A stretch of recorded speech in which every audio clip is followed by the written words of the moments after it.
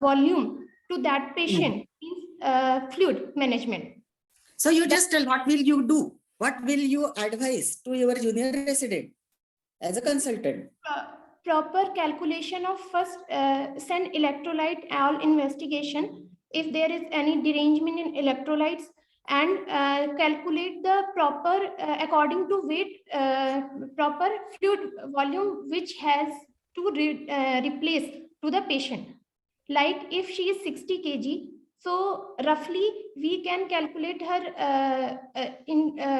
her fluid with insensible losses and all calculation of fluid. It is approx 1800 ml requirement of body, and with plus his urine output. So first we give proper fluid to the patient. Then Madam, you just told that the most of the times it is the pre-renal cause. So the first thing, I go for all other investigations, first give her fast IV fluids and see the urine output. Yes, ma'am. Once you know that the cause is pre-renal, because what is the other worry? Supposing urine output is very less. In following vaginal hysterectomy, patient starts having backache. Patient comes case of loin pain. What will you suspect? Ma'am, bladder injury or ureteric injury may be the cause, but it is very less in vaginal hysterectomy. It is about 1.8% bladder dysfunction in bladder injury in vaginal hysterectomy, and ureteric injury is 0.9% only. But if patient is complaining of flank pain, backache, or there may be cause of hematoma formation, ma'am, it can be. Yes. The possibilities. But if there is hematoma formation, then there will be the vital change in vitals, ma'am. There will be tachycardia. There will be, ma'am, orthostatic hypotension. If there is blood loss. Which type of prolapses will have high chance of ureteric injury? Ma'am, if it is third degree prolapse with cervical elongation. No.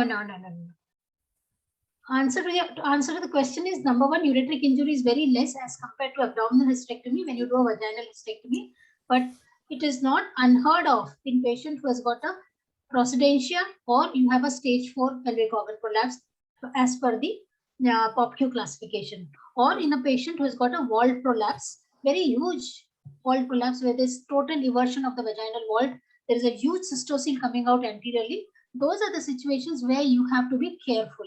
Second is ureteric injury is commonly seen in patients in whom you have done bilateral high uterosacral ligament suspension. In a patient with a vault prolapse, when you are doing bilateral high uterosacral ligament suspension, there is a chance of ureteric injury in the tune of 11%. So you have to make sure that you do an intraoperative cystoscopy to make sure that the ureteric openings are normal. You get a good urine efflux. But by and large, simple, straightforward, run-of-the-mill vaginal hysterectomy causing ureteric injury is extremely rare. But need to keep it in mind in these situations where I just mentioned. Okay. What are the complications expected in an obese woman in the post-operative period? Accordingly, you have to advise your JR, isn't it? Yes, ma'am. Give instructions. What complications are expected? Ma'am, she's an obese patient. So what are the problems in obese women following surgery? Obese patients are more prone to the metabolic syndromes like diabetes, hypertension, and metabolic syndromes, and cardiac diseases. And sure, Dr. Sulva is asking you post-operative complications. Metabolic syndrome is not post-operative. You have to be very focused in your answering in an exam. Yes, ma'am. Ma'am, venous thrombosis, ma'am, can be post-operative complication in obese patient, ma'am. How would you prevent it? One is Dr. Sulba has already given Plexin, right? Yes. How long will you continue anticoagulants? And what are the preventive measures for venous thromboembolism? Yes, any other mechanical method? Ma'am, Caprini score is for the obese, high risk patients, as patient is 60-year-old and obese and no metabolic syndrome, it comes under low risk case. So, ma'am, What will you do? She Not is- Caprini score. How will you prevent is what the question is. Ma'am, mechanical mechanical method we can use, or pneumatic compression and early mobilization of patient, and ma'am, we can give enoxaparin, low molecular weight heparin, for 24 to 48 hours, because this is a low risk. Only 48 hours? Ma'am, because this is a low risk case, so we can give for 2 See, days. age more than 60, obesity, these are all high risk factors, isn't it? How are you saying it is low risk case? It is a high risk case. Age more than 60 in a major surgery itself is a high risk case. Vaginal surgery itself is a very risky case. And this duration of surgery, you should ask how much was the duration of surgery? More is the prolonged surgery, more is the And more risk. risk. Ma'am, 2 to 4 weeks is recommended. Only few minutes left. Ma'am, 2 to 4 weeks in high risk cases, we can give enoxaparin or low molecular heparin. Okay. What about infection? Are infections common following in obese patients? Yes, We know ma'am. in abdominal hysterectomy, infection can be there. But in Yes. vaginal hysterectomy with Yes. obesity, is Ma'am, the infection high? pelvic cellulitis, wall cellulitis can be occur in 4% of cases, ma'am. How will they present? Ma'am, with discharge, pain, and Suppose if this patient on 6th day starts complaining of excessive hemorrhage, patient has fever, what will you suspect and what will you do? What will you advise? ma'am, if patient is having fever, I will first vaginal examination. If it is if there is any sign of inflammation or hematoma, we will examine that, and if it is because there is fever, so most probably it may be there is a presence of any hematoma. So See, supposing patient has fever and patient has bleeding, excessive bleeding, what will you label it as? ma'am, within 6 What days. is the cause of this bleeding? Cause What of type bleeding. of hemorrhage is it? Ma'am, maybe from the pedicle, vascular pedicle. Hey, what is the cause, madam? Ma'am, What is primary hemorrhage? What is secondary hemorrhage? ma'am, primary hemorrhage if within 24 hours of surgery, and No, secondary. no. Not correct. Primary is during surgery. Sorry, ma'am. Hmm. During surgery. Reactionary? Reactionary hemorrhage. Yes, ma'am. What is reactionary hemorrhage? Ma'am, can we conclude and Ma'am, reactionary hemorrhage. Okay, we go on to the next case. No problem. ma'am, only due to time restrictions we are Sure. Okay. Go on to the next case. Yes, ma'am. Yeah. We'll continue with the next case with Usha. Yes, ma'am. So our next, no, ma'am, we have our next presenter, Dr. Shrishti Mishra from NKP Sims, and faculty for this session is Dr. Aruna Kekre, ma'am. She has already logged in, and we all know Aruna Kekre, ma'am. She is a former professor and HOD Department of OBGY. We can skip that. We can skip that and increase the time of talking. Yes, thank you so much, ma'am. So the case is 25 years old, day 3 post LSCS case, complaints of fever since morning. Emergency LSCS was done for primigravida with severe preeclampsia with IUGR with fetal distress, that is category 2 CTG. Baby is mother side. Over to you, Shrishti Mishra. Yeah. Shrishti, are you there? Good afternoon, ma'am. Yes, ma'am. Am I audible? Yeah, Shrishti. With this history, what would you like to ask your registrar? You're a consultant, so what are the questions that you would like to ask your registrar? I would start with I would take general history of the patient, If No, you don't she have to has any take. other symptoms. Srishti, listen, you don't have to take the history. You to ask Okay. your registrar. You are a consultant. She has given you this Okay. history. What is the important history that you would like to know when a patient has got fever on the third post-op day? I would ask if the patient is having cough cold, if she's feeding, if the breasts are engorged, if she has burning micturition, if the lochia is foul smelling, if the dressing is soaked, if she has Okay. pain in her legs, if there is swelling or pain in her legs.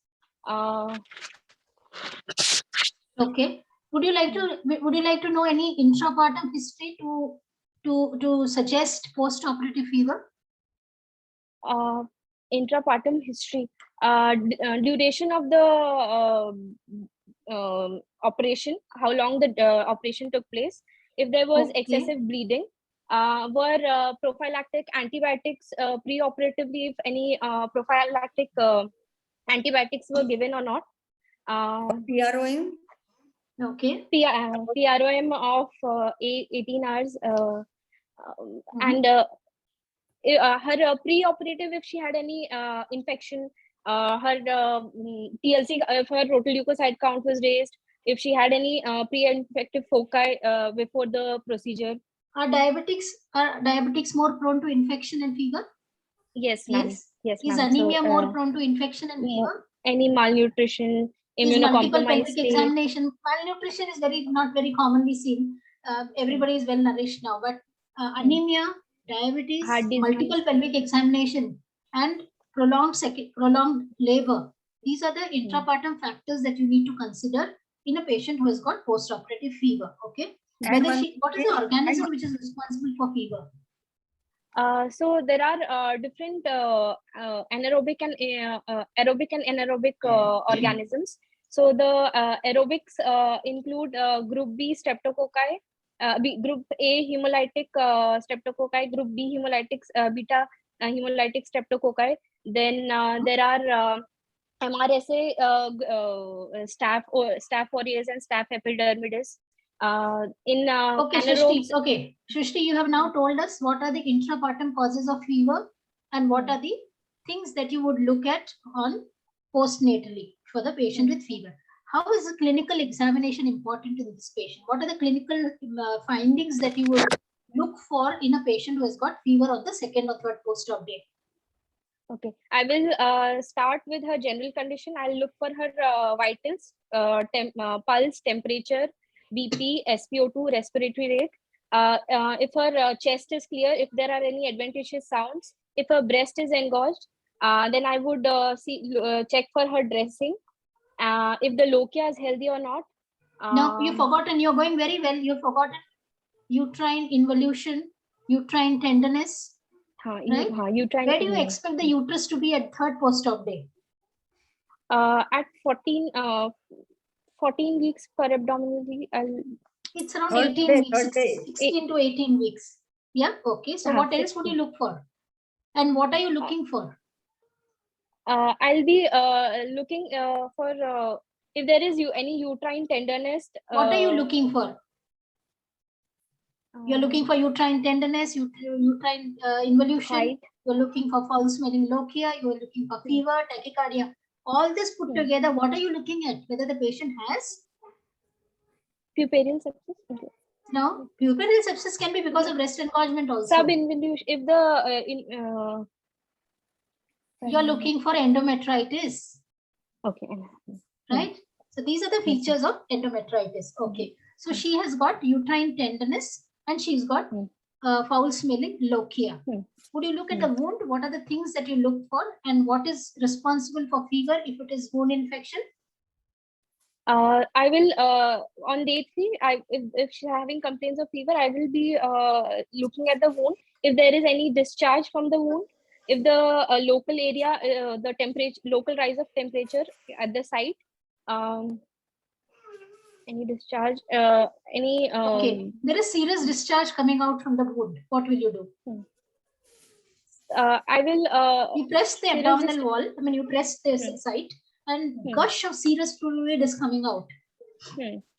So I will be sending a swab for culture sensitivity, and also I will start the antibiotic course immediately if I find any discharge from the. Okay, anything else?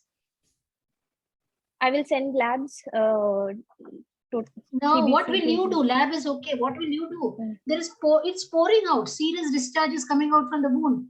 You have to think in High terms of protein diet. Huh?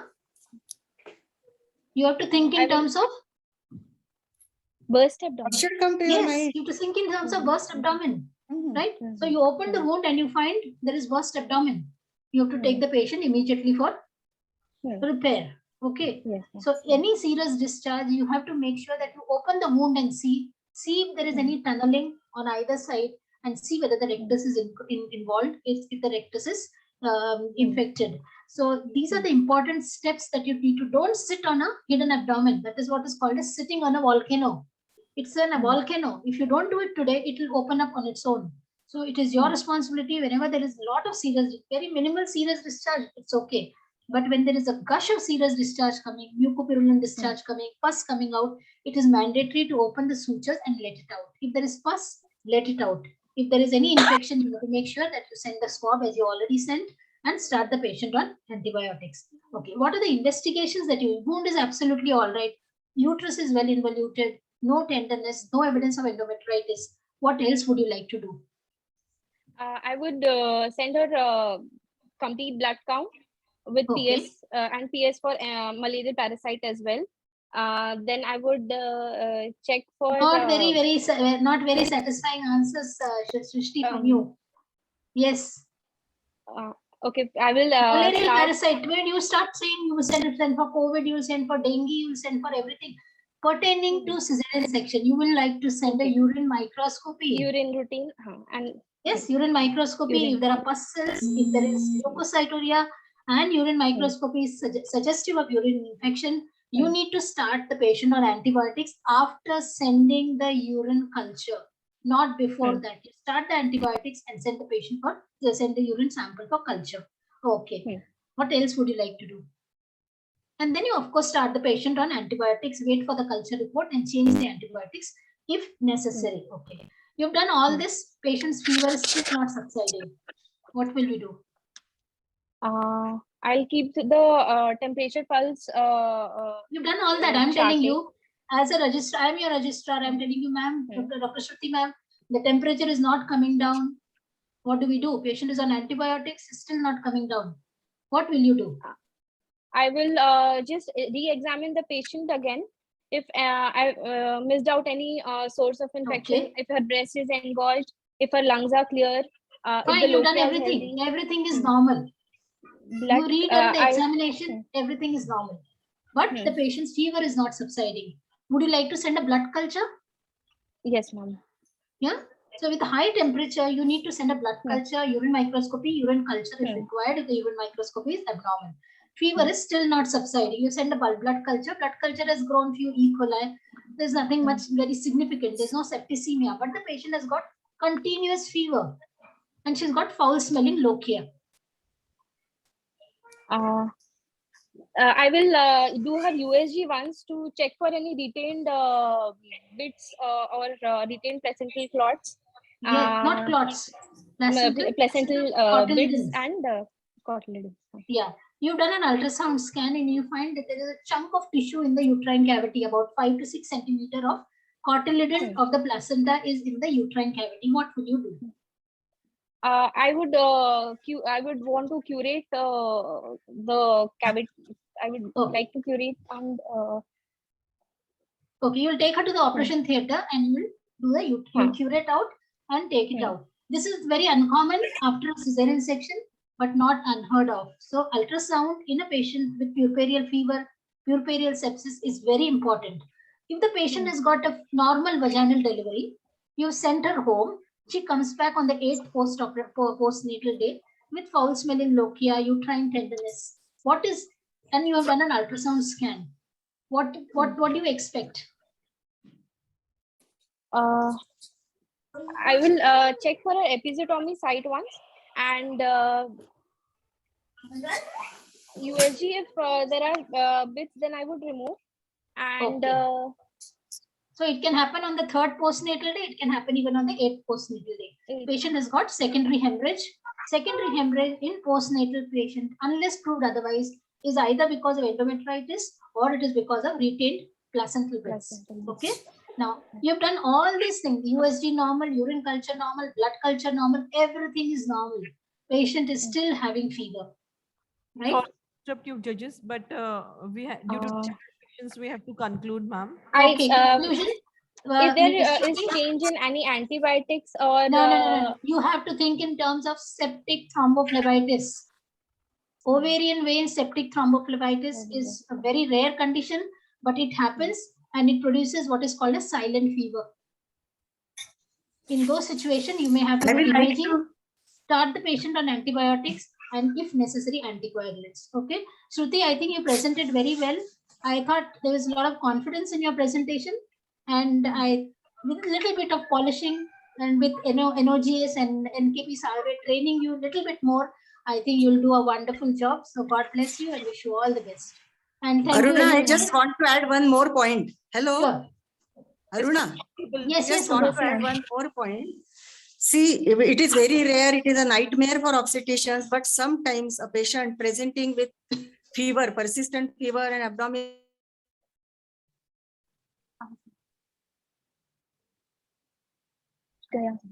Ma'am, you're not audible. Ma'am, Abdomen fever. They should. Hello. Yes, ma'am, you're audible. Can't hear you. Can you hear me? So that Now, also yes, should be yes. kept in mind, because I have come across 2 such cases. What The is patient it? had persistent. Hello. Yes. Foreign body. Okay. Oh. Mhm. So that Okay. can also be a presenting symptom with fever and discharge.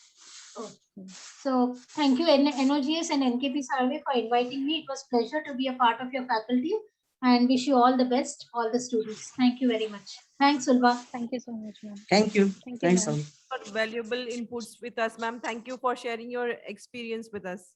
I would like to say, if you want to shine like a sun, first burn like a sun. So all the students, please work hard and learn from this conference to face your exams. Thank you, ma'am. Thank you, judges.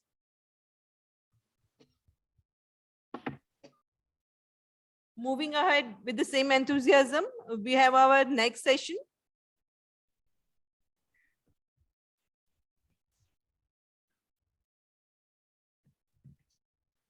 This is a case presentation on hyperglycemia in pregnancy, and the presenter is Dr. Apurva Patni from NKP SIMS LMH, and faculty for this session are Dr. Aparna Sharma, Dr. Suchi Jain, Dr. Prachi Dikshit. I welcome you all judges. Dr. Aparna Sharma, she is an additional professor, Division of Maternal Fetal Medicine at AIIMS, New Delhi. She has received many awards, including Kamini Rao Orator Award for 2017, Fox Junior Corion Award 2018, and she has several publications in international peer-reviewed journals. Our next judge is Dr. Suchi Jain, ma'am. She is professor of obstetrics and gynecology at Mahatma Gandhi Institute of Medical Sciences, Sevagram. She has many awards on her name and many national and international publications. Her special interest is in high-risk obstetrics and oncology. Our next judge is our own Dr. Prachi Dikshit, ma'am. She is associate professor in Department of OBGYN NKP SIMS. She has been awarded best poster and best paper presentation in national and national conference. She has authored a chapter on approach to pregnant women presenting with convulsions in textbook Clinical Methods in Obstetrics and Gynecology. I welcome you all judges for this session.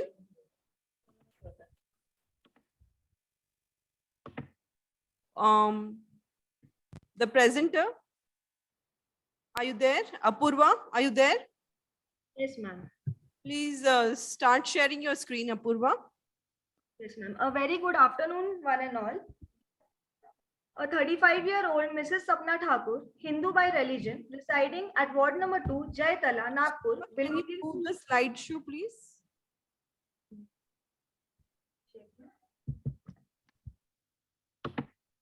Ma'am, is my screen visible?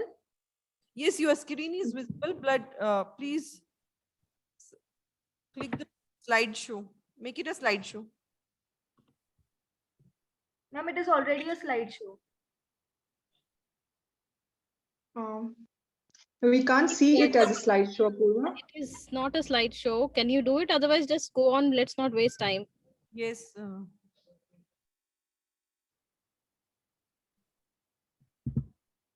Yeah, it's visible. I think you can continue. Right. A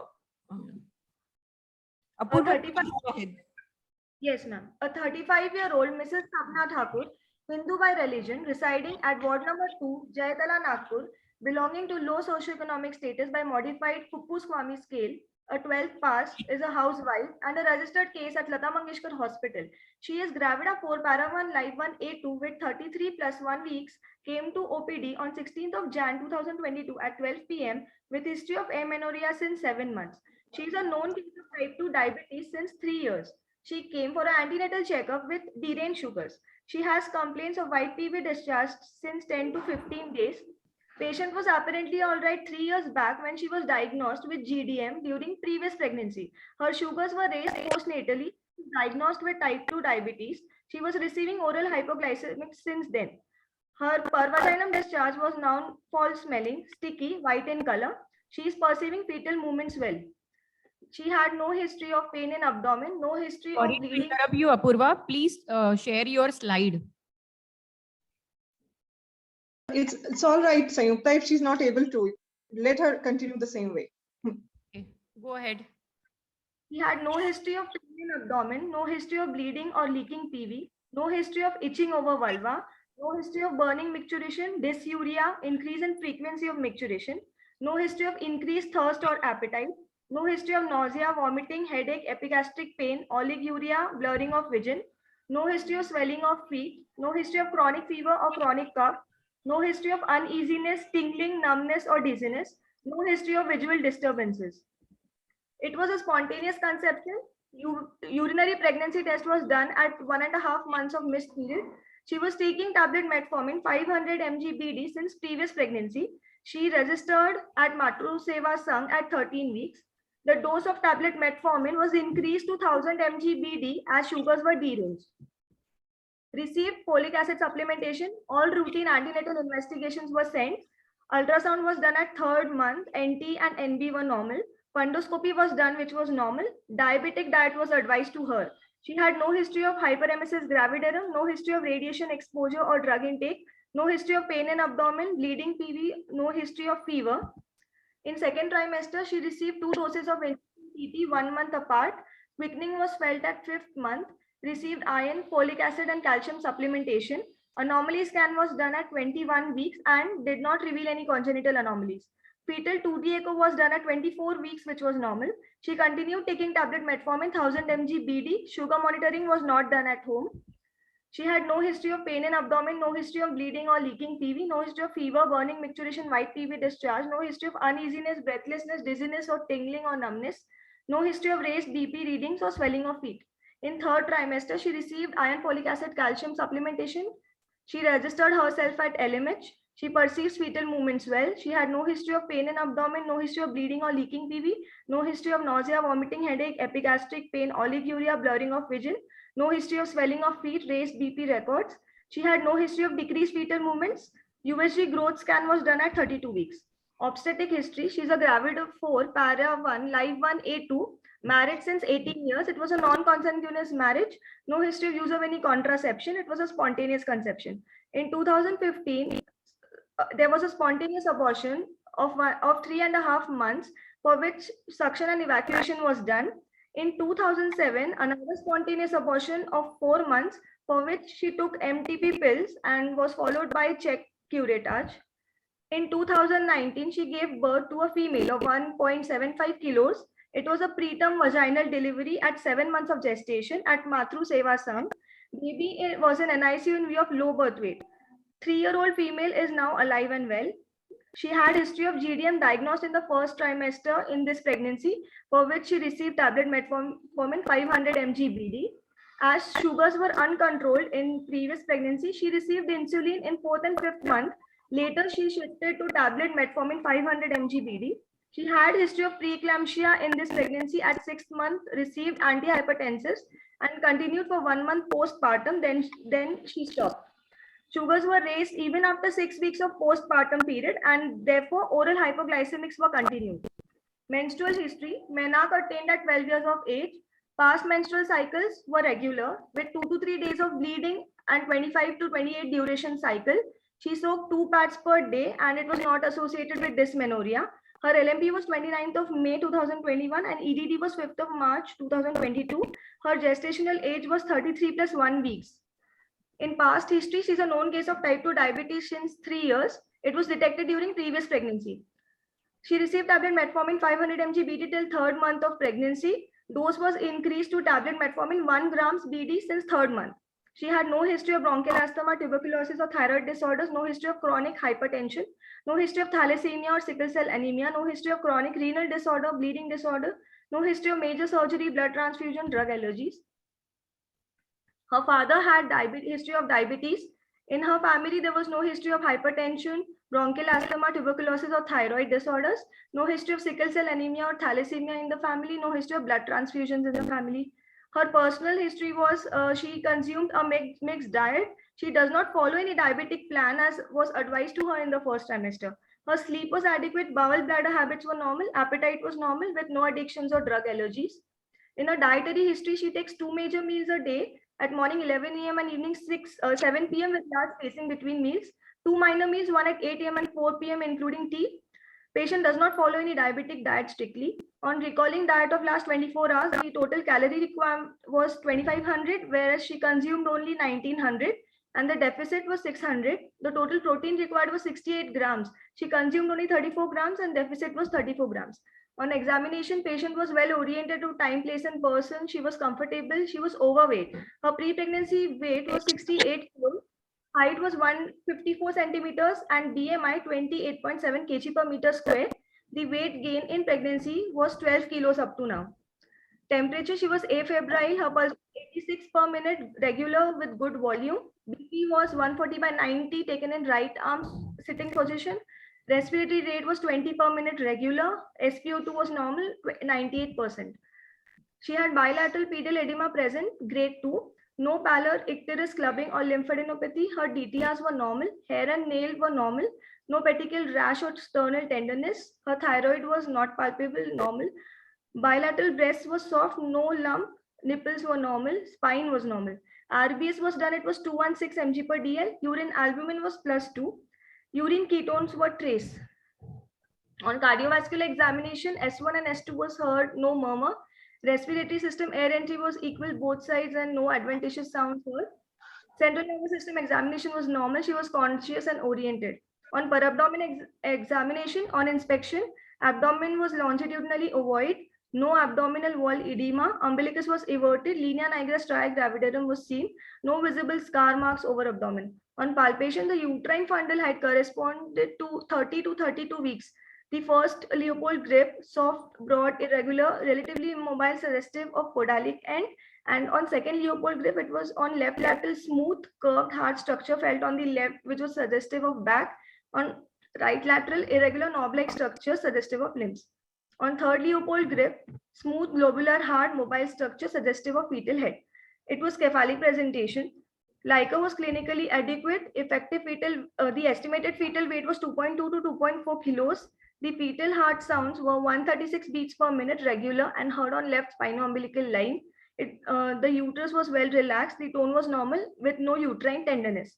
On per speculum examination, the cervix and vagina was healthy with minimal vaginitis present. So my diagnosis is gravida 4 para 1 live 1 A2 with a single live intrauterine pregnancy of 33 plus 1 weeks with cephalic presentation, with a known case of type 2 diabetes with gestational hypertension, admitted for sugar and BP monitoring. So thank you, Apurva. May I start? Yes. Dr. Shruti, Dr. Prachi. Sure, ma'am. Hello, ma'am. Hi. Yes, so Apurva, I must say that, you've presented really well. And I think by the end of the day, you've presented so many histories that probably you would not want too much discussion on the history as well. But I must say that it has been presented quite well. even the dietary part. So there are a few things which are very important in a diabetic history. It is definitely the past history and the history of the dietary history that you have taken.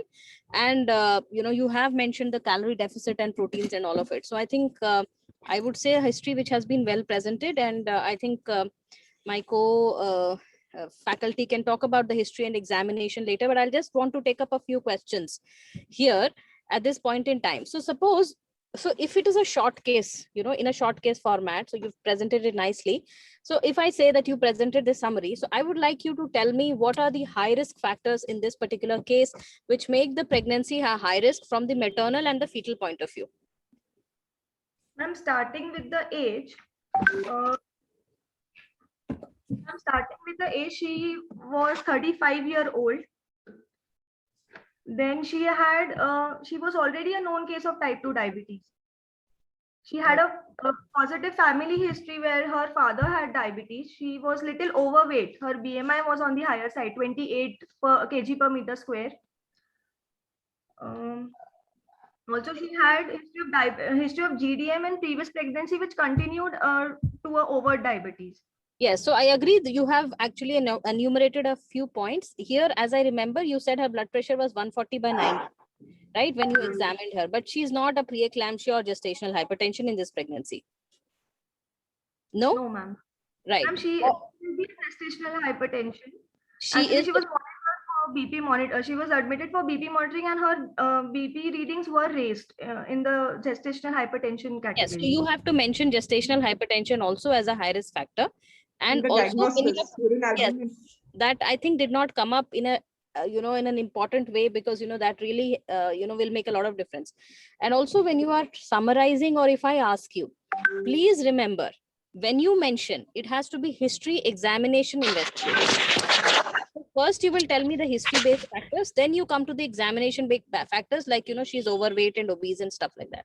So that is number one. So in such a high risk patient, this patient came to you, I think you saw her at 33 weeks, but she was actually booked at some other place at 13 weeks or so, right? So as I understand, if this lady presents to you in the preconceptional period or in the early pregnancy with this kind of a background, what are the things that come to your mind from the point of view of optimizing the pregnancy?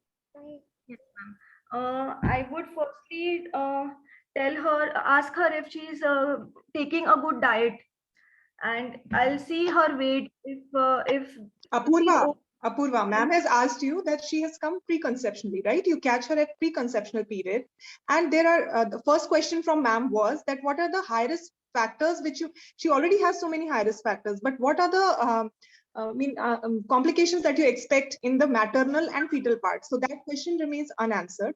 Now, the second question she has put to you is, if you catch the patient preconceptionally, how will you go about this patient? Ma'am, I would see if she's taking folic acid, preconceptional folic acid. Yes. Then I would see her HbA1c levels. If the HbA1c levels are more, then there are chances of congenital malformations in the fetus. Would you tell me a specific cutoff? Ma'am, more than 10% of HbA1c is an absolute contraindication. Whereas if nothing is an absolute contraindication. It is all about numbers. But an ideal HbA1c is something that you should target, and that level is 6.5. Right, so you optimize, right? So you will have to know a definite target at which you want to optimize. Yes. Right. So what are the preconception targets you would like to reach? Yes, with regards to her blood sugars and her HbA1c. Ma'am, HbA1c should be less than 6.5. Yeah. Her value should be less than 95. And post-meal value should be less than 120. Yes, that's a good value, right? So you have optimized, you said folic acid, you said blood sugar. Anything else in the preconception, and then you go to the first trimester quickly. Ma'am, even any presence, we will rule out we will do fundoscopy to rule out any retinopathies. Yes. Or we can do renal function test to rule out end stage, any nephropathies. Yes, very good. So Apurva, you have said, because she's a type 2 diabetic, you have to look for vasculopathies, which includes retinopathy, nephropathy, and any cardiac disorder. Good. So you optimize everything. Now you've come to the first trimester. I want to know, in the first trimester at 13 weeks of gestation with this kind of a background, what are the investigations that you would want to do in there?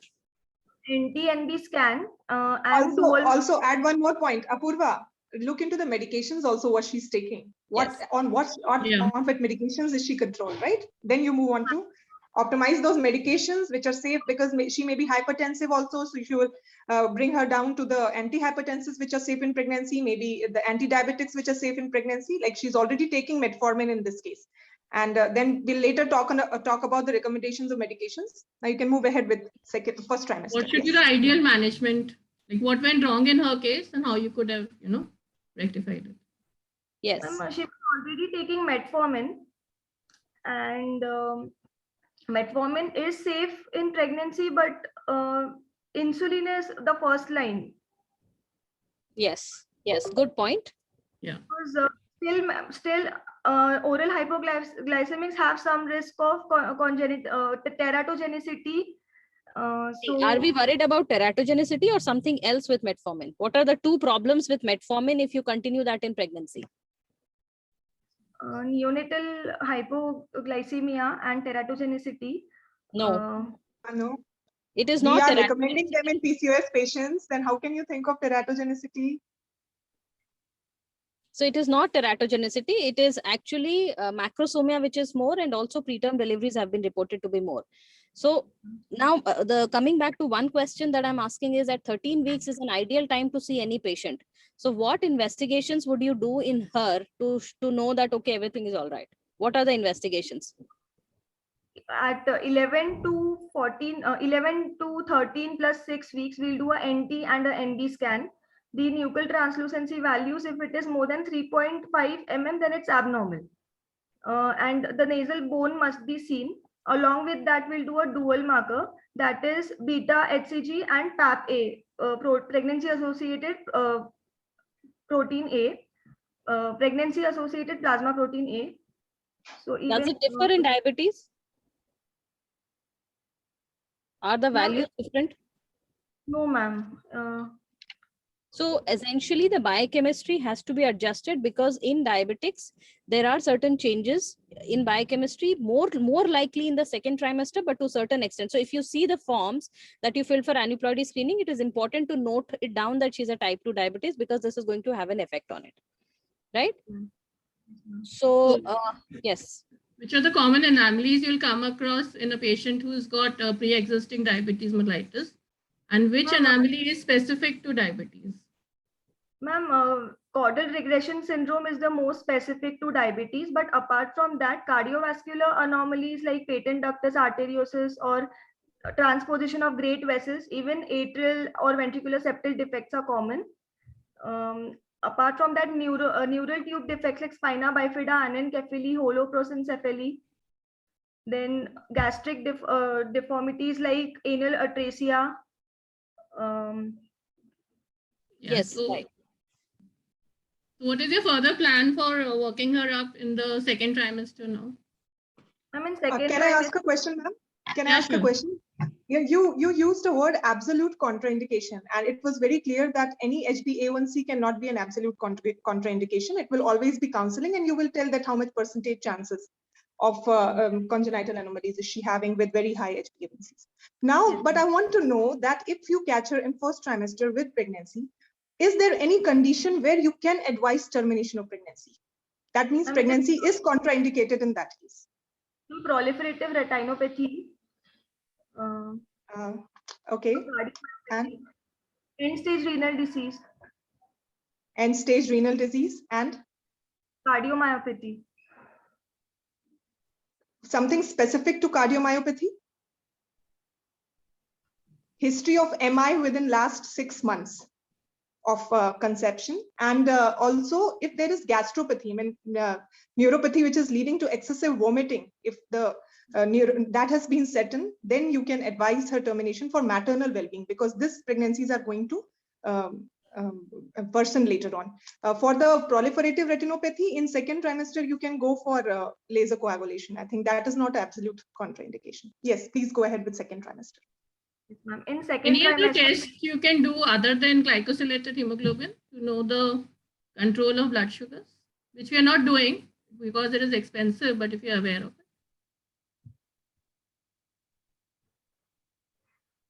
it. Okay, so serum fructosamine is done. That tells you the control for past 2 to 3 weeks. So it is again a better test than glycosamine. Okay. Yes, ma'am. Go ahead. Yeah. So just one more question here, Apurva. Now this patient is here in the first trimester. You have seen her, you have investigated her, and you have assessed her risk. What she wants to know is what is the maternal and fetal complications, and how do the maternal and fetal complication differ in diabetes versus a GDM. So you need to tell me what is the difference between diabetes and gestational diabetes, type 2 diabetes and gestational diabetes, and how are the complications different in both the situations. Ma'am, over diabetes, the patient already is diabetic periconceptionally. Whereas in gestational diabetes, she is actually, according to the definition, if any woman is during pregnancy, if we notice that the sugars are deranged, then we by default we term her as gestational diabetes. No. Is there a cutoff for that? Even in pregnancy, for the first time she has tested a blood sugar, is there a cutoff beyond which you will say she's overt and she is not gestational? Yes, ma'am. If the fasting sugars are more than 126, or a random blood sugar is more than 200, or HbA1c values more than 6.5, these three values, then definitely she is a over diabetic. Yes, so it is not before and after pregnancy. It is even during pregnancy. It is the level of hyperglycemia which decides whether it is overt or GDM. Now tell me the difference between complications of overt and GDM. They're very specific. Don't beat around the bush. They're very, very specific complications. In overt diabetes, the antepartum complications like congenital malformations and the risk of abortions. So why do they have a more chance of congenital malformation? What is the etiology behind it? Ma'am, because of hypoxia, and there is oxidative injury and that causes. So the free radicals lead to the congenital malformation. Okay. And the arachidonic acid metabolism is also affected. Yes. Okay, go ahead. And then in gestational diabetes, there are specific complications like preeclampsia, polyhydramnios,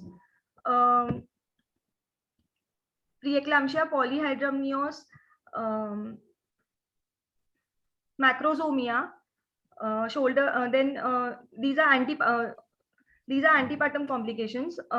Then intrapartum complications, prolonged labor, shoulder dystocia. Preeclampsia is commoner in which? Overt diabetes or GDM? Ma'am, gestational.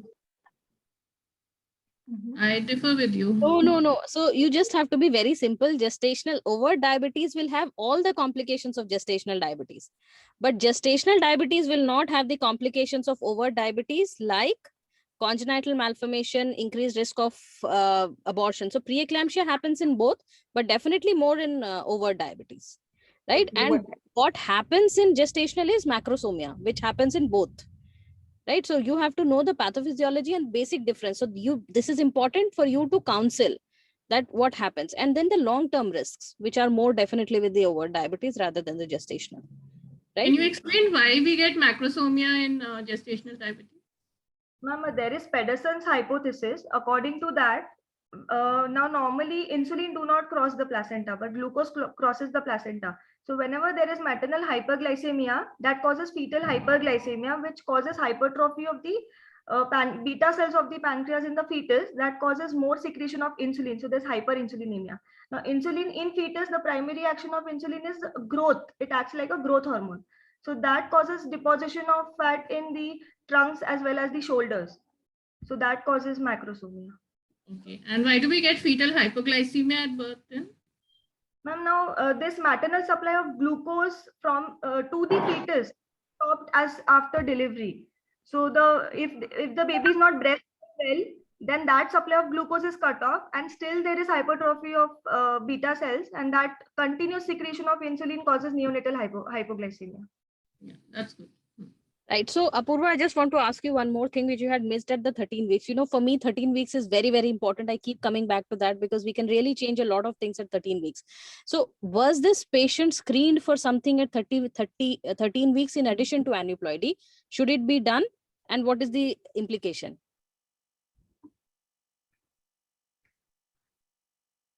Okay, she's a case of overt diabetes. You've been always talking about macrosomia.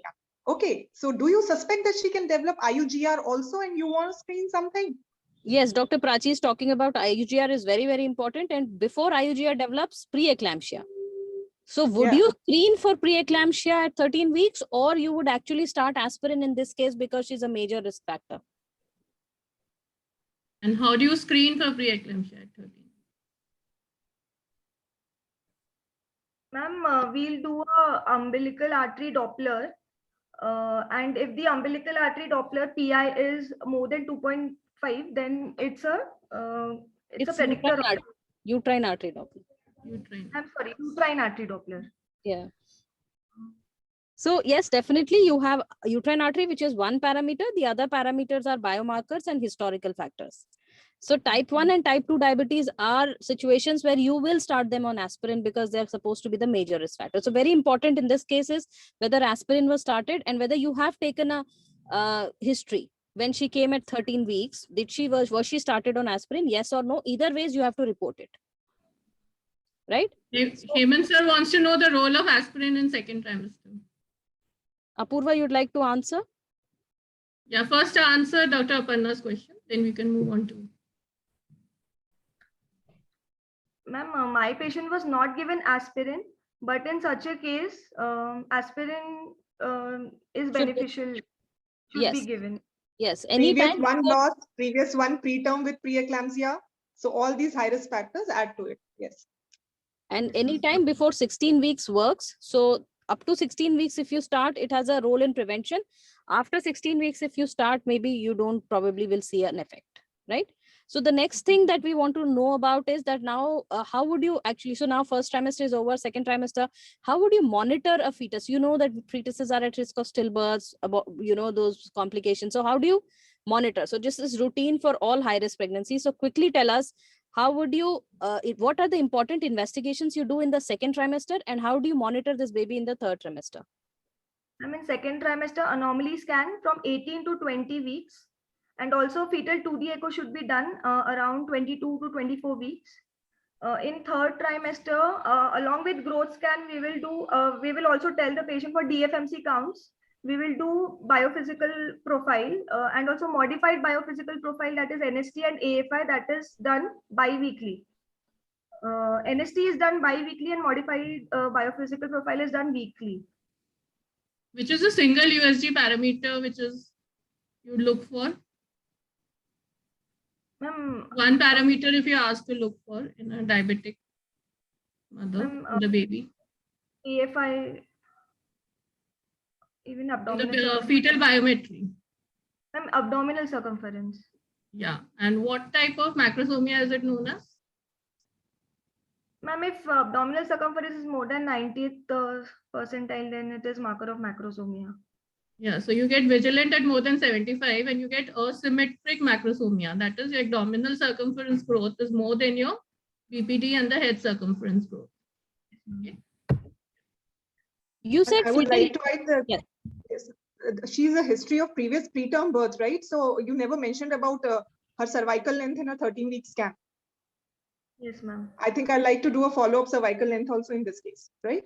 Yes, a very important point by Dr. Prachi is that cervical length to be done, and for prediction of preeclampsia, for preterm birth, it is more important to be done at the 18 to 20 week scan, the level 2 scan in the second trimester, more than the first, but yes, definitely you can have a look, but it is more predictive if you're doing in the second trimester. So issues of cervical length again is going to be very, very important, that if you have looked at it, one previous preterm delivery, would you put a cerclage or progesterone? But let's not go into that. We are going to focus on diabetes here. Yes. Right. So yes, so now you've told us about monitoring. Just one question. You said fetal echo in this particular case. Would you advise fetal echo in all GDMs? Ma'am, fetal echo should be done. It rules out cardiac anomalies. And see, this is actually coming from the previous question. When there are no increased malformations in GDM, why would you do a fetal echo in GDM? So fetal echo is specific for overt. Yes. So fetal echo has to be done in the overt diabetes because you are expecting cardiovascular malformations, which are the most common malformation in GDM. Right? So I think Dr. Shuchi and Prachi, we can move towards the therapy. Yeah. Yes, ma'am. Yeah.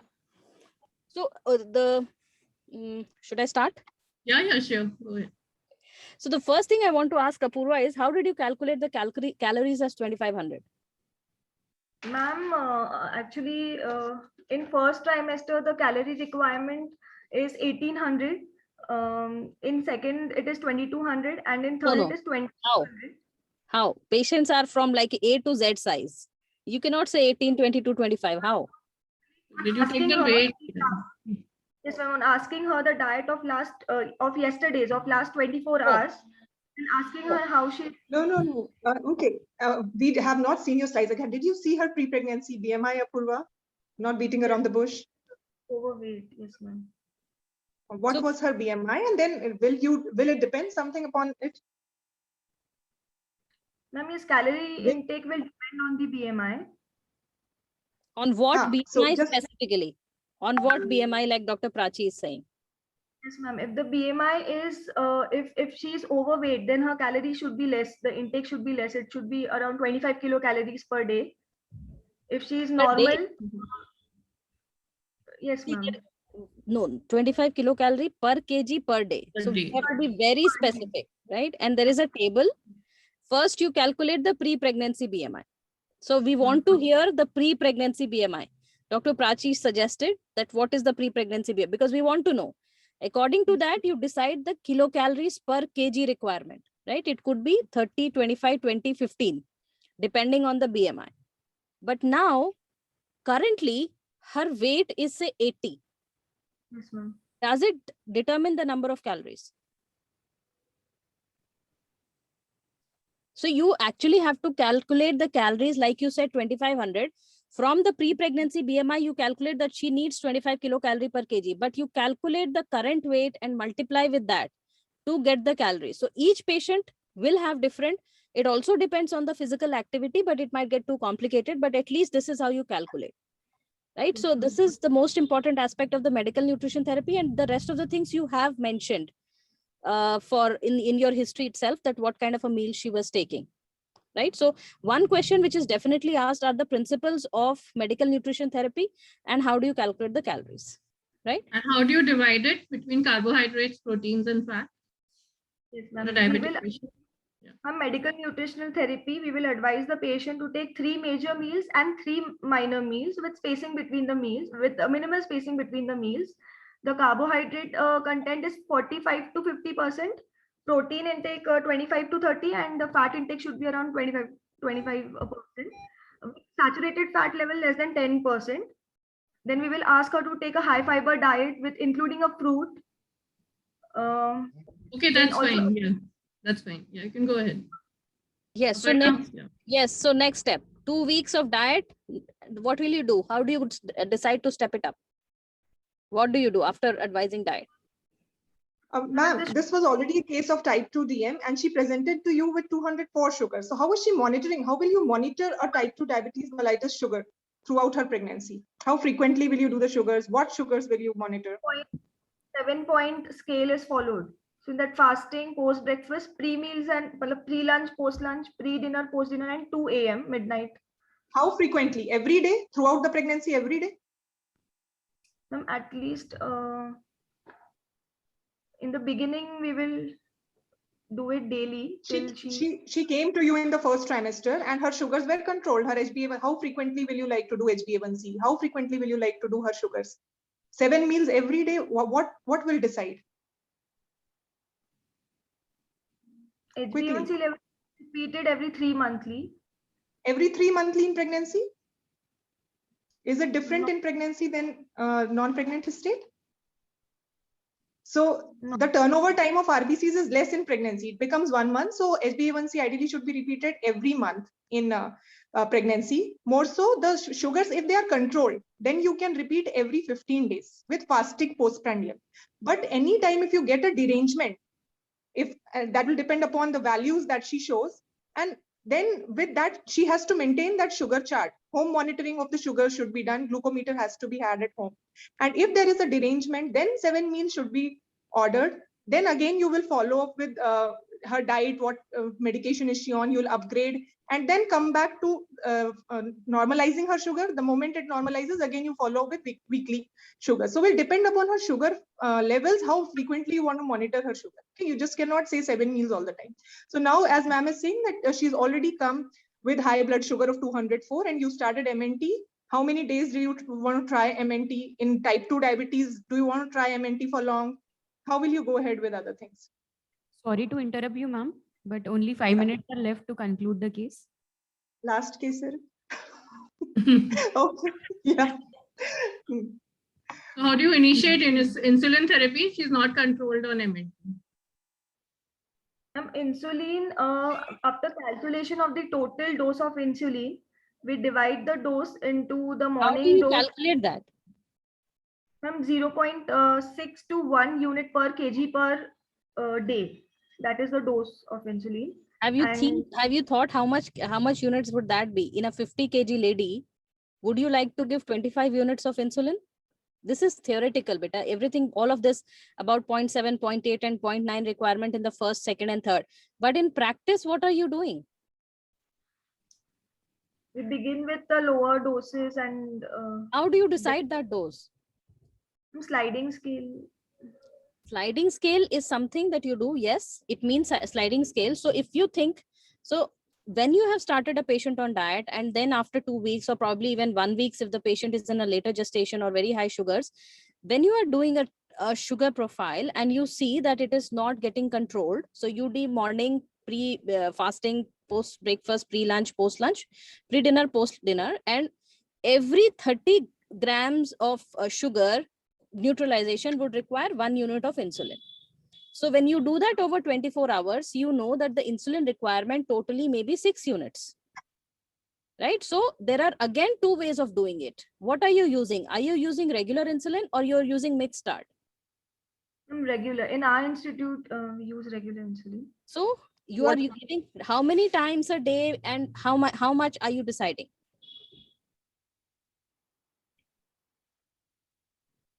कितनी बार देते हो regular insulin? Apurva, what we do is what you have to say, right? Regular, you're correct. In our institute or any institute, you will suggest, you'll recommend regular only. How will you decide how many times are you going to give? Ma'am, morning, pre-breakfast and pre-dinner, we usually start with 2 units. And then according to sugar charting, we decide if the dose needs to be escalated. What about if the fasting is raised? Your pre-dinner insulin is not going to help it. And then we can add mixed start to it, an intermediate acting along with the regular insulin. Yes, so don't say mixed start. When do you add that intermediate acting? Ma'am, if there's fasting glycemia. So when is that dose of intermediate given? Before breakfast. Before breakfast. When will that act? Yes, bedtime, before bedtime. So at night, bedtime can be afternoon also, right? So before, at night, you add intermediate acting to control the fasting hyperglycemia, right? And of course, if you look at the Government of India guidelines, they will tell you that you can start mixed start also. So you don't know which examiner is going to come to you, whether they believe in regular or mixed start. So you need to know both. Yes. So it is given before increasing the nighttime dose and just seeing the morning values high, do you want to see the 2 a.m. sugar? Yes, ma'am. Even 2 a.m. If there's nocturnal hypoglycemia, then we will. What does that effect known as? Somagi phenomenon. So if there is 2 a.m. hypoglycemia, then maybe you need to decrease the level of insulin at the night time. And if the 2 a.m. sugar is also high, then you need to increase the sugar, the insulin levels at night. Okay, you have to remember this. So following up of 2 a.m. sugar is very important. Yes. Yes, ma'am, please proceed. Yes, so we do not have time. The moment Dr. Sanyutta switches on her video, that means we have to stop. So because we don't have time, just a quick tips on intrapartum management of over diabetes. Quick tips, 4.5 points. You have to teach us. Ma'am, daily fetal movement count. Daily? Intrapartum. She's in labor, better. Sorry, she's going in for a vaginal delivery. Yes. Sorry, ma'am. The level of sugar should be maintained between 72 to 126 mg per dl. Then the morning dose of insulin and meals are omitted.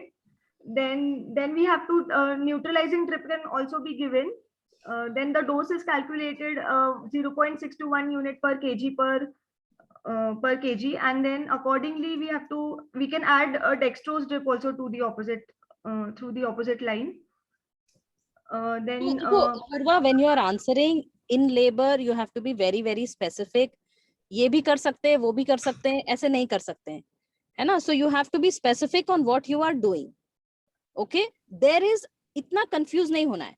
आप simple Government of India guideline खोलेंगे तो उसमें आपको मिलेगा कि अगर intrapartum sugar इतना range है तो you will add, if the sugars are less than 70 or less than 100, you just give normal saline because you don't need to give insulin. If the sugars are more up to 120, then you give 1 unit. Okay, 140, 2 units. So what table you should know as an exam going, that this is the my protocol, this is how we follow it. Some people give neutralizing drip. Neutralizing drip का क्या मतलब होता है कि that for a dextrose saline you are adding insulin to that, right? So just be very, very clear on इधर से दे रहे उधर से दे रहे, one table, that is enough. What are the intrapartum complications that you want to prevent in a diabetic mother? Shoulder dystocia, then risk of instrumental deliveries or risk of there's chance of cesarean section. ठीक है, इसमें बस ये बताओ, over diabetes में postpartum, how do you manage insulin? Ma'am, the dose is in overt, the dose will be almost the same only. Will it be the same? You have to reduce how much? By half. You will see the sugar, na beta. So first, yes, most importantly, thing is that postpartum sugar monitoring and early allowing the oral intake. This is very, very crucial in diabetics, because if your patients are not taking, then it is not their true profile. So it is important to stress these 2 points, and then according to the blood sugar level, yes, maybe the requirement becomes half, then gradually it will build up. But most important point is sugar monitoring and allowing the early oral feeding in these patients. Okay. Just one last question: contraception in this patient. Yes. What contraception you'll advise? Barrier are the ideal methods, but apart from that, we can add low dose oral contraceptive pills or progesterone only pills. Not low dose oral contraceptive pills, not at all, not in the first 6 months. Low dose आप किसी में शुरू करोगे? Low dose postpartum, will you start in anyone? You're not supposed to, right? Yeah. So what other alternative you have? Ma'am, progesterone only pills can be given. And progesterone only pills or DMPA would be an option. Yeah. And copper T? Copper T usually we don't prefer because it may give rise to infection. No, I think now by MEC we can give. Yeah, PPICD is okay. Like if you look at the WHO MEC criteria, you can think about it. But yes, I mean, personal choice, definitely. So I think Dr. Sangeeta, yes, Dr. Prat. Yeah. Just to add on that for the students, there could be a case of GDM or it can be overt. So what we missed on was maybe a detail on a screening modality. So you please read the details, how to screen the patient and what all complications further, like your viva may go to wound infections and why it is important to control the sugar in postpartum period. So all those things are also supposed to be maybe the hierarchy of. On the screening part, definitely we have not touched it, but that is one of the most important aspects of what you will do for screening. What guidelines are in India, what the world follows. So that should be known to all the students. Thank you so much for Shuchijan ma'am and Aparna ma'am. I'm blessed to have you as co-examiners. I mean, I look forward to you people. We also enjoyed our experience. Thank you, Dr. Shuchi, Dr. Prachi, and Apurva. Very well done. I'm really impressed with your history. Very good and nicely answered. Thank you. Presented, well answered. Yeah. And thank you, organizers, for having us here. Thank you. Same here. Thank you, Apurva, for nice presentation. Thank you, our faculty judges, for guiding Viva right from the very basic and enlightening our knowledge and giving your precious time to judge this session. Thank you so much, ma'am. Now we'll shift our to our last session, which is a skill station video, and we are going to play a maternal resuscitation video followed by CTG video. Before we move on to, I would really my heartfelt gratitude to all the senior faculties who had joined in PGCON. And we have very good reviews from the students. It was enriching for all the students, and hearing all of you faculty from long distances, this online played a boon for all of us. Thank you so much to all of the faculties, and Hemant sir, who is staying till the end of the session almost. I'm so thankful to everybody. Even we got so many inputs for our consultants too. Thank you so much. Alka ma'am? Yes, I'm here. Hello ma'am, yes. Thank you so much ma'am. Yes, Sanyukta, you may start. Is it taking time?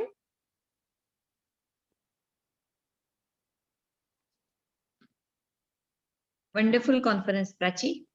Perfect execution. Faculties were amazing.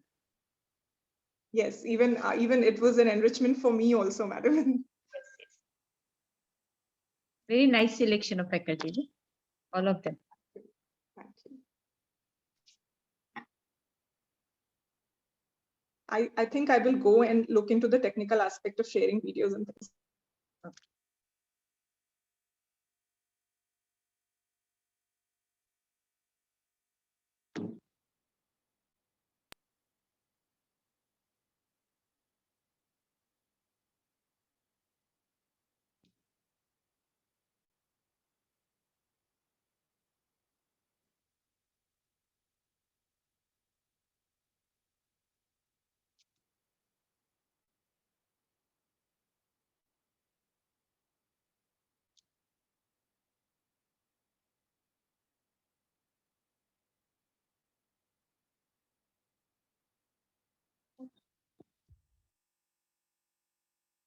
Hello friends, today we will see the basic of maternal resuscitation. Myself, Dr. Kanchan Dvirmuthe. So this is a case scenario. This patient is Kamla. She is gravida 2, para 1, living 1, previous normal delivery. She has a previous history of preeclampsia. She is in active phase of labor. The patient suddenly collapses in labor room. Dr. Anuradha, she is JR2, she is on call. Kamla. First we'll see for the response. So patient is not responding. Then see for the pulse. See for the carotid pulse. Don't take more than 10 seconds to feel for the pulse. Simultaneously check for the breathing. So patient is not breathing, no pulse. We will start with the chest compression. Dr. Swati, start the compression. So we will starting the chest compression. The compression should be at the higher level than the usual CPR, and force of compression should be more than the adult CPR. Sister, called anesthetist, keep defibrillator ready. So minimize interruption in between compressions. The depth of compression should be at least 5 centimeter. There should be 100 compressions in a minute. Give time for chest recoil after each compression. Then after 30 compression, we will give 2 breaths.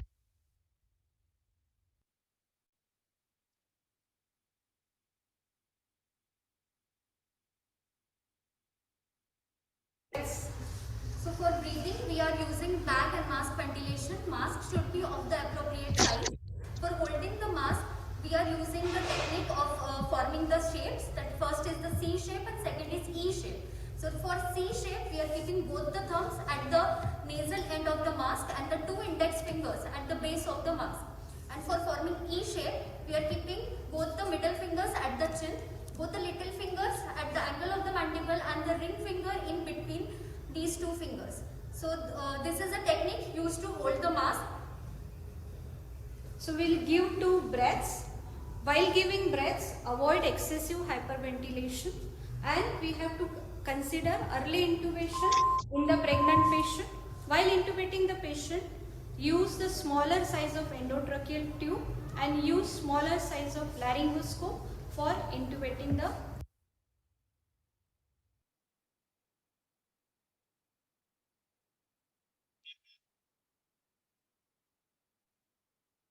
Simultaneously, we will attach the ECG lead. Sister, please attach ECG leads. So ECG leads has been attached. We will see for the rhythm in the monitor. So this monitor is showing the oscilloscope. So this rhythm, this oscilloscope is a straight line. So this is the oscilloscope. or if the monitor is showing the normal rhythm, then these two are the non-shockable rhythm, and in this patient we will not give shock to this patient, but we have kept the defibrillator ready before starting the CPR. So we will continue with the compression in this patient. Sister, please start IV fluids. So we will start with IV fluids. We will give drugs. So epinephrine should be given. The dose of epinephrine is 1 milligram. It should be given every 3 to 5 minutes. 1 milligram epinephrine given. So after epinephrine, we have to give 20 ml bolus of normal saline. 20 ml bolus of IV NS given.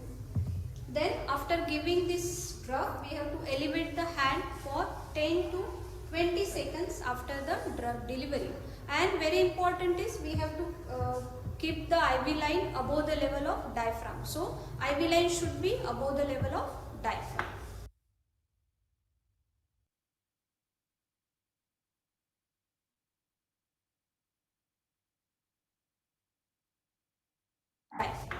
Simultaneously, we are giving the manual uterine displacement. So we will displace the uterus to left side to relieve the compression on the inferior vena cava. So if you are standing on this side of patient, you will just pull the uterus, or if you are standing on left side of patient, you have to just push the uterus to right side.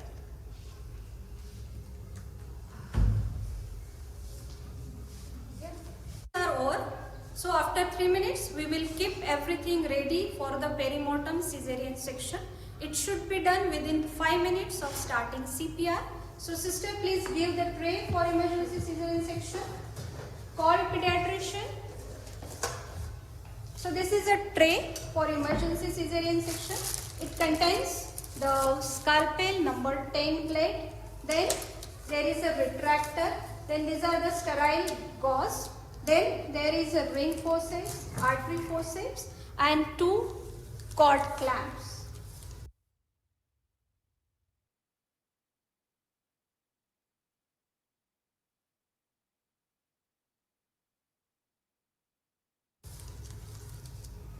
Perimortem cesarean section is done to relieve the aortocaval compression. It is for the maternal set to increase the cardiac output.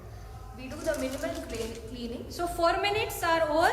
So Dr. Amruta, she is obstetrician. She will start with the perimortem cesarean section. At the 4th minute, we start cleaning with the minimal betadine. Once cleaning is done, use this scalpel. We give the vertical skin incision. We give the vertical skin incision over the uterus also. And the baby is taken out and handed over to the sister. The placenta is kept in situ. It is packed with gauze and the packs. And the uterus is closed once the mother becomes hemodynamically stable in the OT or wherever it is. So perimortem cesarean section, it should be done within 5 minutes of starting CPR. So after 4 minutes, we will be ready to do the perimortem cesarean section. Indication for perimortem cesarean section, the gestational age more than 20 weeks, or roughly if the uterus is above the level of umbilicus, we will do the perimortem cesarean section, and this is for the maternal indication.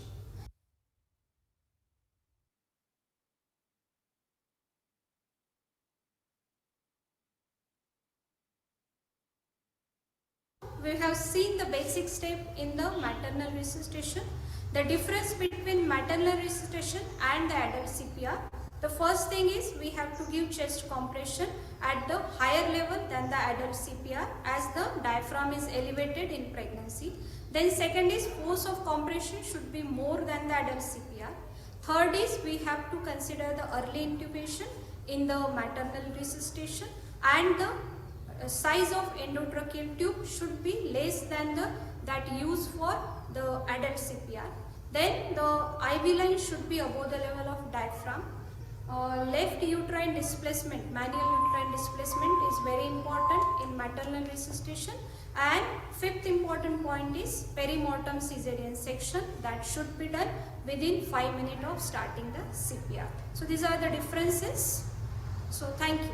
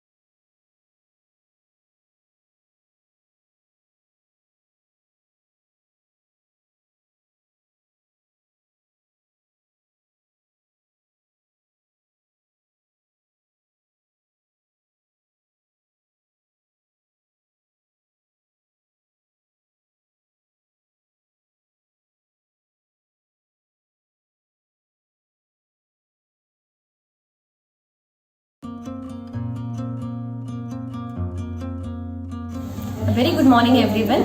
I'm Dr. Rita Bang, Assistant Professor at NKP Institute of Medical Sciences and Lata Mangeshkar Hospital. The aim of this video is to learn cardiotocography. So at the end of this video, all of us should have a clear knowledge about how a cardiotocography probes are used and how a FHR tracing is read.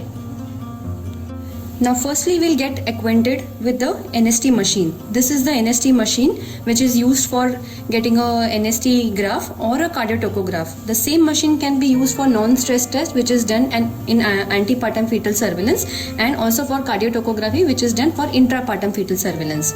So this part shows the fetal heart tracing and this part shows the uterine contractility. Here also you can see the fetal heart rate in number. Here the pressure intrauterine, and here is mentioned the rate at which this machine runs the paper. This is the place where the paper is introduced. So every machine have their own speed of running the paper. This machine is set at 3 cm per minute.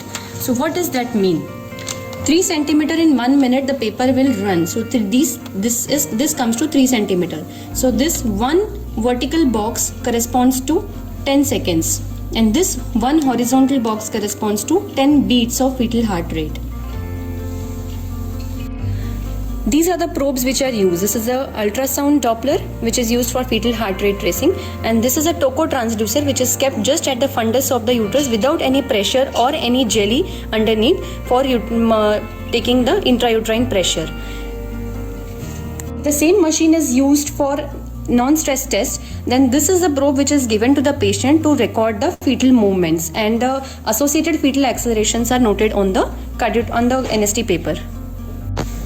As in this patient, this is a patient who is a primigravida in early labor with full-term pregnancy. As you can see, the pressure intrauterine is rising as she is having contraction. Now the contraction has come down, so pressure is coming below 10. Now we'll see how a fetal heart rate tracing is read. By National Institute of Child Health and Human Development, it is following are the recommendations for reading a cardiotocograph tracing. The mnemonic Dr. C. Bravado gives each and every aspect of the tracing. So doctor determines the risk, C is contractions, BRA stands for baseline rate, V is for variability, A is for accelerations, D is for decelerations, and O is for overall assessment. Now we'll see each parameter in detail. Now DR stands for determining risk. History and clinical context of the situation has to be evaluated to read the tracing. For example, the patient which we saw right now, she was a primigravida with full-term pregnancy in early labor. So in this case, primigravida itself is a high risk factor. Coming to contractions, we need to see the frequency and intensity of contraction. The frequency of contraction is seen by this horizontal line as the number of contractions which we can see in 10 minutes period. And to see the intensity of contraction, we need to see the pressure which is mentioned on this vertical line in kilopascals, that's the intrauterine pressure. So as you can see, these are the contractions, how they are recorded on a NST graph. Coming to baseline rate is the fetal heart rate. It has to be between 110 to 160. If it is less than 110, it is called fetal bradycardia. If it is more than 160, it is called fetal tachycardia. At least a 10-minute segment has to be read, and in that at least a 2-minute segment has to be identifiable. It may not be continuous. As you can see in this graph, the baseline rate lies is 140 to 150. So when you read the 10-minute segment, it has to be neared about to the 5 beats. The nearest 5 beats, it has to be rounded off. So in this, it is around 140 to 150 fetal heart rate as the baseline rate. Here you can see the contractions. The intensity of contraction is good and it is lying for at least almost 45 to 50 seconds. So it has good contractions. When the fetal heart rate lies above 160 and it is lasting for at least 10 minutes, it is called as fetal tachycardia. And when the baseline, here you can see the baseline has shifted below 110 and it is lying for more than 10 minutes period, it is called fetal bradycardia. Coming to baseline variability. It is the basal fetal heart rate fluctuations which you can see, and it indicates a intact fetal nervous pathway. The variability normally is 5 to 25, which is called as moderate variability. If it is less than 5, it is called as mild variability. It can also have absent variability, or if it is more than 25, it is called marked variability.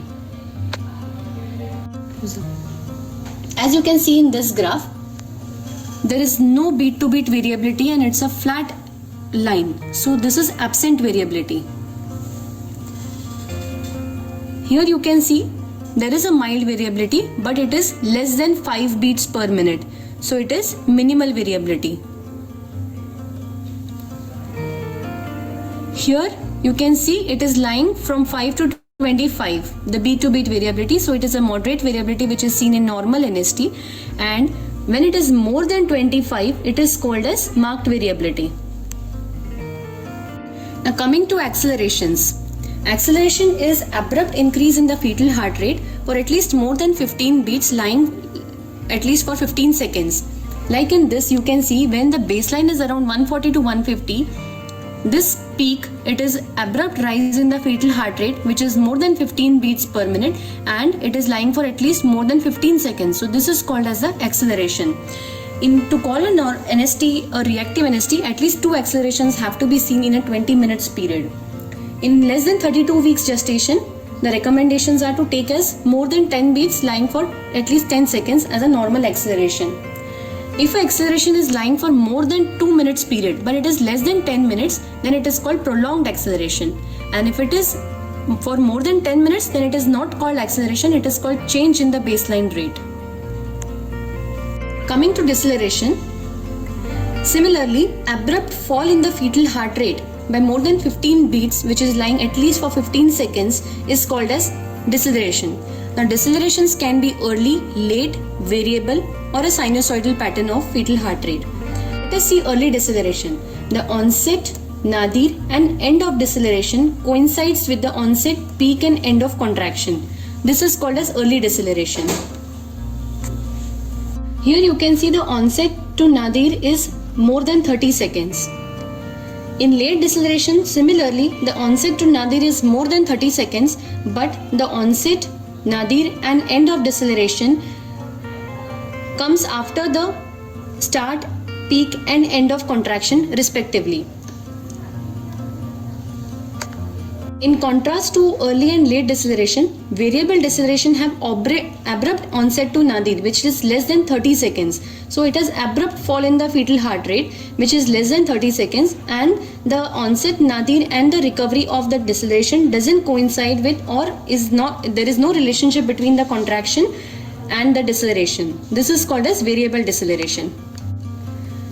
Now comes the sinusoidal pattern of fetal heart rate, where there is no beat to beat variability, but there is an undulating like fetal heart rate wave-like pattern, a sine wave-like pattern. This is called as a sinusoidal pattern. It is generally seen in severe fetal anemia. Now comes the overall assessment. Overall assessment will give the complete scenario of how the tracing has to be divided, whether it is a category 1, 2 or 3. So accordingly the management will be decided. So category 1 is a normal cardiotocograph, which will have a baseline of 110 to 160, moderate variability of 5 to 25, accelerations may or may not be present, and decelerations, no late or variable decelerations, early deceleration may or may not be seen. A category 3 is an absolutely abnormal cardiotocograph, and it has to be intervened immediately.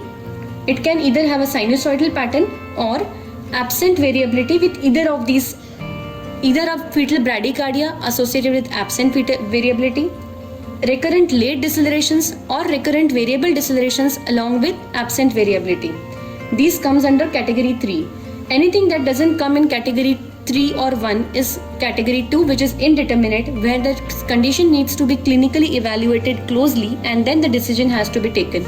Either it can have a fetal tachycardia, a fetal bradycardia with normal variability. If it is a bradycardia with absent variability, it is category 3. So if it's a normal variability but having fetal bradycardia, it is category 2. Baseline is normal with minimal or marked variability, not moderate variability. It comes in category 2. Baseline is normal with absent variability, but it is not accompanied by any of the decelerations. So it also comes in category 2. This is how we divide the categories of the fetal heart tracing and decide about the management. Next case which we were discussing of primi gravida with full-term pregnancy in early labor. This is her cardiotocograph. It lies in category 1. Why? The fetal heart rate lies between 110 to 160. It is 140 beats, 130 to 140 beats per minute. The variability is around 10. So it is a moderate variability. It has acceleration. As you can see here, the baseline is seen in a 10-minute segment where at least a 2-minute segment is identifiable. When we consider the baseline as 130, the beats are rising up to 145 and the acceleration it is covering at least almost around more than 15 seconds time. So this is an acceleration. There is no deceleration in this cardiotocograph. So this lies under a category 1, a normal cardiotocograph. So friends, I'm sure now all of us are well acquainted with how to categorize the fetal heart tracing during an intrapartum fetal surveillance, and we'll be using this handy tool in our day in day out management. Thank you.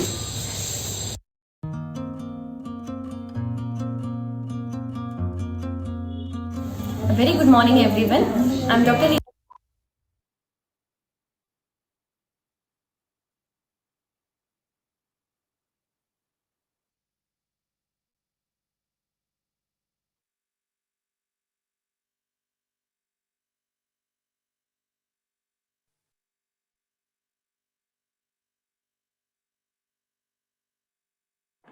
After this last session, I definitely feel that it will be very helpful for all our postgraduate students for their final exam as well as for clinical practice.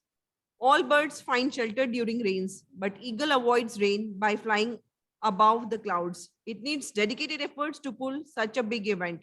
I thank all the participants for being a part of this journey.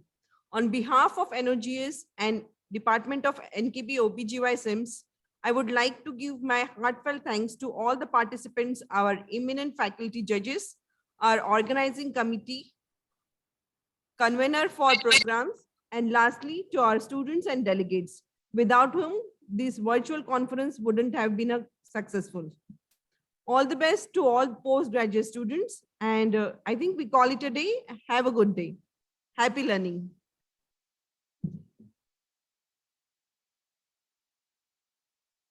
MOC, great job. Thank you, ma'am. Thank you so much, ma'am. Excellent.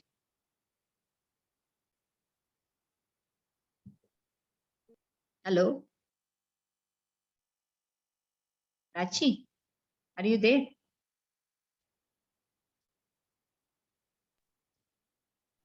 Hello.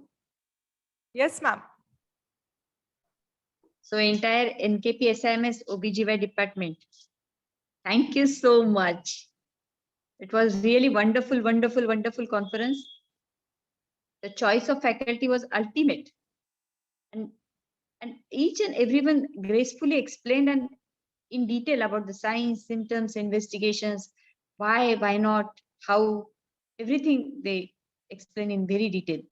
I'm happy to see the students equally pitching in. I feel अब तो सब में fire ignite हो ही गई होगी. क्या बोल रहे हो? What is your comment, Anuja madam? Is she there?